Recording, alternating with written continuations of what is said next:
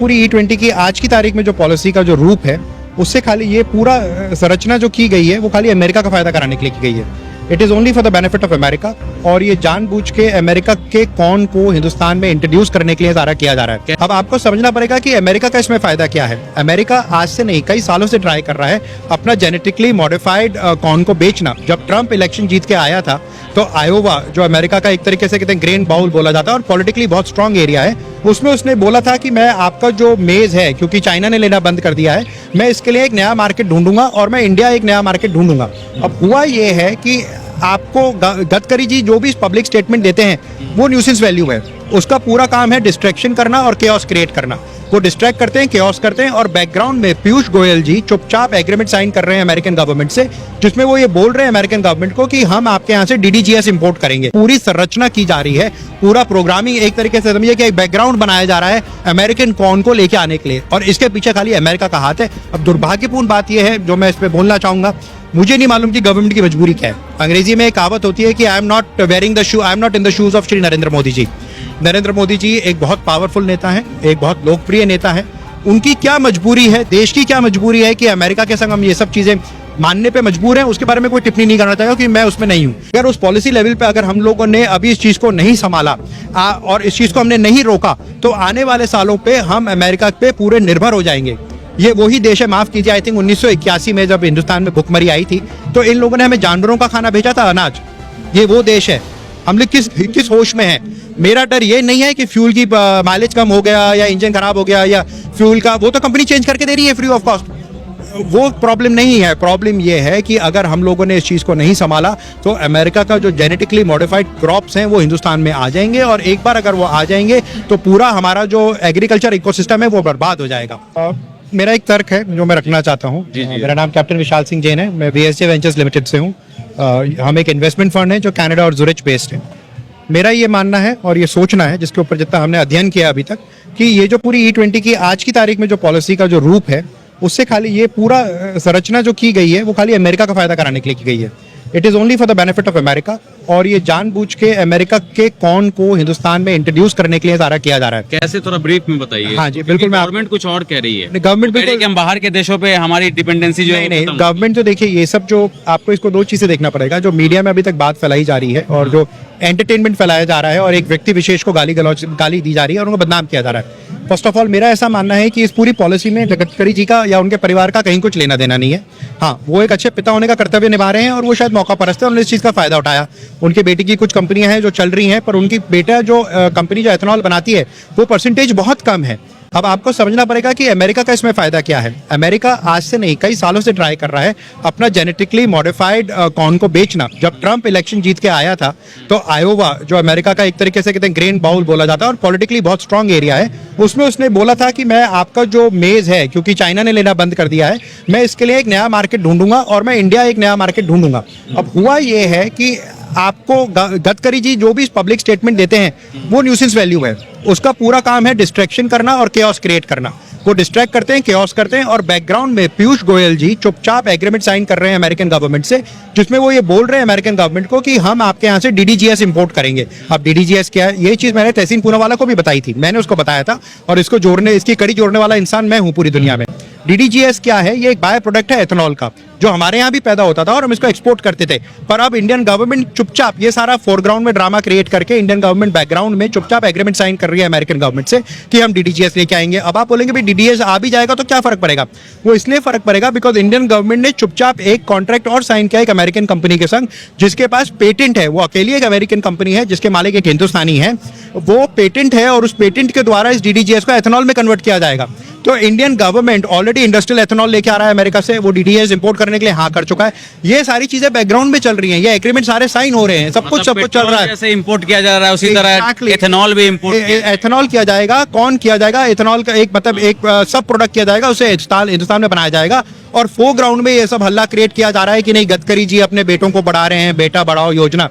ये इस तरह की बातें सही नहीं है, उस तरह की बातें नहीं करनी चाहिए। गडकरी जी कहते हैं कि 0.5% मेरे बेटे की कंपनी इन्वॉल्व है, वो हकीकत लेकिन अचानक से जब इथेनॉल आता है तो 552% का उछाल आता है। नहीं देखिए, वो तो नहीं, वो कोई भी एक प्राइवेट कंपनी होगी और वो एक मोनोपोली बिजनेस में होगी तो उसको फायदा होगा। और ये पता होगा ना कि इथेनॉल लॉ आने वाला है। नहीं, वही तो मैं कह रहा हूँ कि उन्होंने एक अच्छे बाप होने का कर्तव्य निभाया है। वो शायद मौका परस्त इंसान भी हैं और वो आज से नहीं, वो बिजनेस कर रहे हैं कई सालों से। वो एक इंडस्ट्रियलिस्ट है और तेज इंडस्ट्रियलिस्ट है और हर कोई फायदा उठाता है, उनने भी फायदा उठाया। सबसे ईमानदार नेता कहा जाता था नितिन गडकरी। देखिए, मानते हैं? नहीं, मेरा ऐसा मानना है कि मैं किसी व्यक्ति विशेष या किसी पॉलिटिकल आदमी विशेष के ऊपर टिप्पणी नहीं करना चाहूंगा और भद्दी टिप्पणी तो बिल्कुल भी नहीं करना चाहूंगा।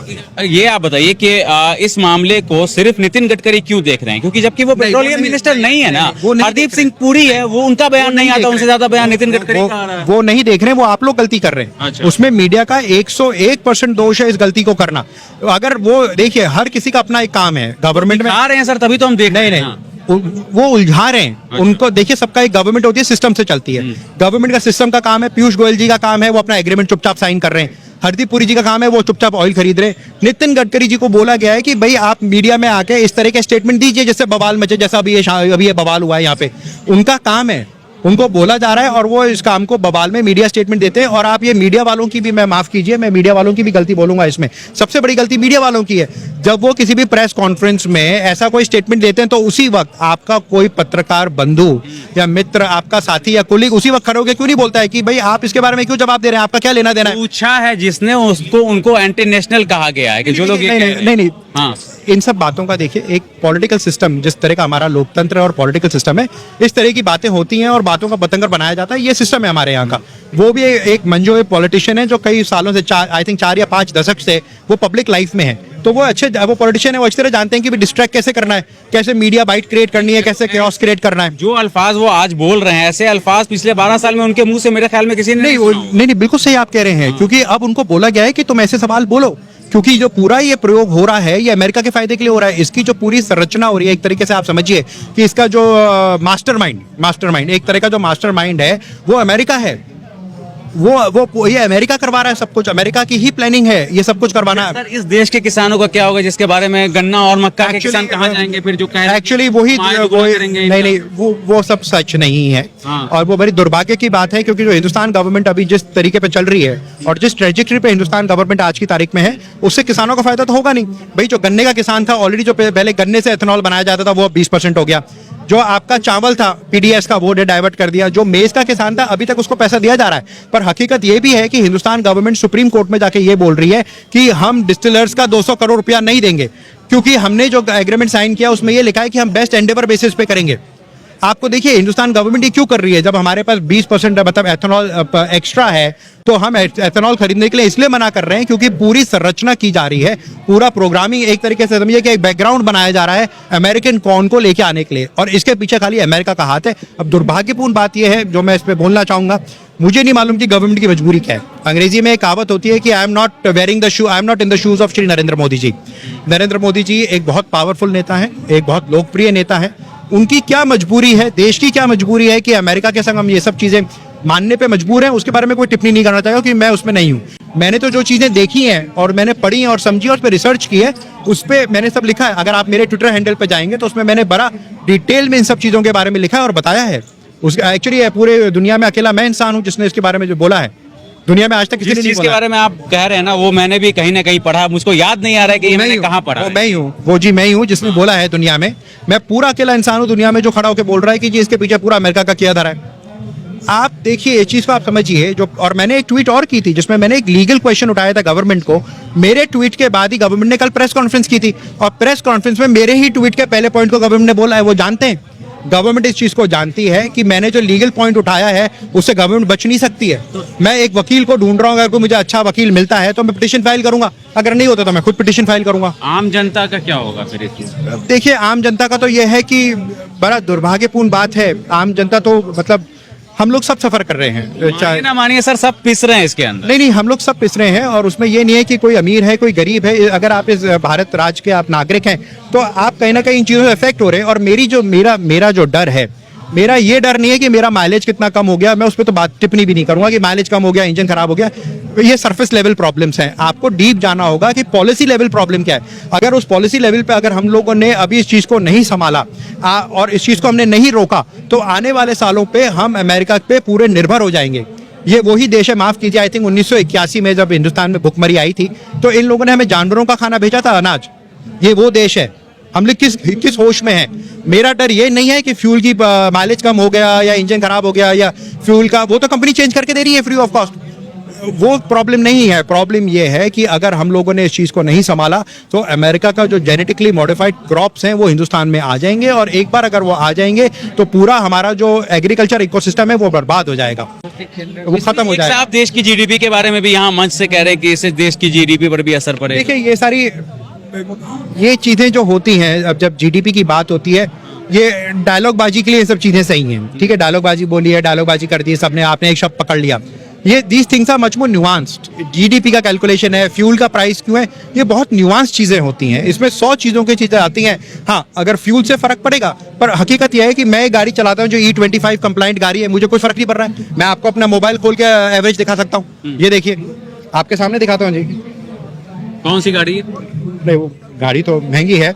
नहीं तो नाम ले लीजिए, महंगी गाड़ी है, BMW, मर्सिडीज। BMW की मेरे पास गाड़ियां हैं, मिनी कूपर है, मुझे 19 का एवरेज मिल रहा है जी। ये देखिए, तो आप सरफेस लेवल चीजों पे मत जाइए। ये 19 का एवरेज मिल रहा है जी मुझे, आप लोगों के सामने है। आप सरफेस लेवल चीज पे मत जाइए। पेट्रोल में हाँ, जो कितना मिल रहा था आपको माइलेज? Same, exactly same. इनका कहना है कि E20 हो जाए या E25, इनकी गाड़ी कॉम्पेटेबल है। जो भी गाड़ी कंपैटिबल है वो आपको प्रॉब्लम नहीं देगी। अब मैंने जो लीगल क्वेश्चन गवर्नमेंट से उठाया था, मैं लीगल पॉइंट्स पे बात करता हूँ। मैं डायलॉगबाजी पे विश्वास नहीं रखता हूँ या इस तरह के पॉपुलिस्ट स्लोगन कि बेटा बढ़ाओ योजना, मैं इस सब बेवकूफ़ी की बातों पे विश्वास नहीं रखता हूँ, और इसलिए मैं इनके संग मंच पे भी खड़ा नहीं हुआ था, क्योंकि ये सारी रिसर्च करने वाला इंसान मैं हूँ। मैंने इन लोगों को बताया कि क्या पॉइंट्स मिसिंग है, क्या पॉइंट मिसिंग नहीं है।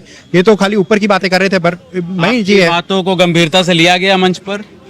इनने मेरी चीजों को इनने चीजें तो ऑब्वियसली मेरी मतलब कुछ कॉपी की थी, पर मुझे नहीं मालूम कितना इन्हें लिया है। देखिए, जहां तक है, what Tessin is doing is excellent. He has put this whole thing together. Okay. But we have to also talk about the right topics over here.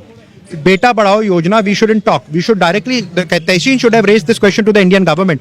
क्या इंडियन गवर्नमेंट पार्लियामेंट में ये बोल सकती है कि हम अमेरिकन कॉर्न, इंडस्ट्रियल एथेनॉल और DDGS को इंपोर्ट नहीं करेंगे? बात खत्म, दूध का दूध, पानी का पानी। क्योंकि जैसे ही इंडियन गवर्नमेंट ये बोलती है कि हम अमेरिकन कॉर्न, DDGS और इंडस्ट्रियल एथेनॉल को इंपोर्ट नहीं करेंगे, आपका जो डोमेस्टिक एथेनॉल प्रोग्राम है वो कैंसिल, वो कोलैप्स हो जाएगा। वो ऑलरेडी कोलैप्स हो रहा है। गवर्नमेंट पैसे नहीं दे पा रही है डिस्टिलर्स को, वो ऑलरेडी कोलैप्स हो रहा है। और गवर्नमेंट के बाद, और वो जानबूझ के इसलिए कोलैप्स किया जा रहा है क्योंकि एक पूरी भूमिका बनाई जा रही है, एक बैकग्राउंड बनाया जा रहा है अमेरिकन कॉर्न को लाने के लिए। तो मीडिया से मैं यही बोलना चाहूँगा, this is my request, humble request to the media, कि पॉपुलिस्ट डायलॉग बाजी से दूर रहिए। किसी व्यक्ति विशेष को गाली मत दीजिए, किसी नेता के परिवार को गाली मत दीजिए। जो मुद्दे की बात है, पॉलिसी पे बात कीजिए, क्योंकि गवर्नमेंट नहीं चाहती है कि आप पॉलिसी की बात करें, इसलिए वो ये सारी बातें कर रहे हैं।